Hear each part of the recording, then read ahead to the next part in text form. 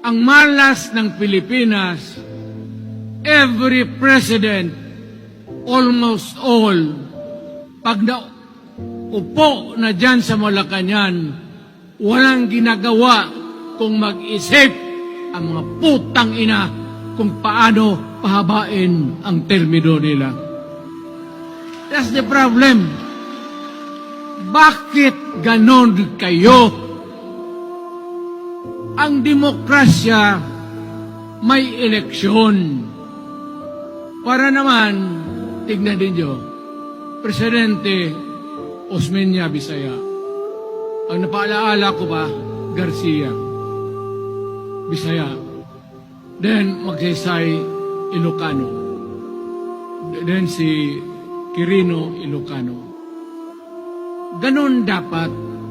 Ang election is a cleansing process. Gumagalaw yan, huwag mong tigilan. Ngayon, kung ikaw nandyan, naupo ka, you stop the process of governance, hintuin mo, kasi pahabain mo ang termino, gusto mo. Sabi ko nga sa iyo, Mr. President, kaibigan kita, mo. Pag pinilit mo ito, lalabas ka ng Malacanang kagaya noong panahon na pinalayas kayo.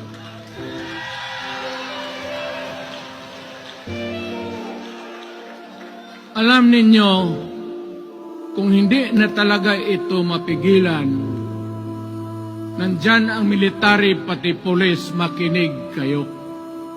Pag-aralan ninyo kung ano yung pinapakain nila sa taong bayan.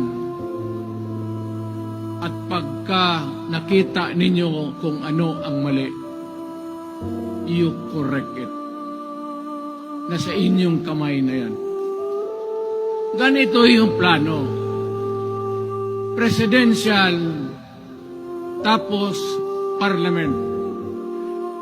Ang presidential, lahat kayo, ako, ikaw, lahat, hanggang doon, nagboboto, direct vote to elect a president.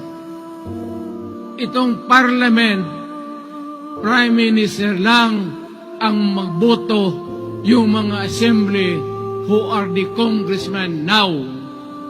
Putang ina ninyo, wala akong tiwala sa inyo. Wala kayong prinsipyo, bukang pera kayo lahat. Yan ang totoo. Kaya gusto ko, pag nagka-letse-letse nga, pumasok ang military, palitan ninyo lahat. Arestuhin ninyo kasi nagsasayang ng pera at yung ginagastos nila is a fraud, swindling ang ginawa nila. You must account for the wasted money, for the money that you bought the signature of a Filipino. Bribery.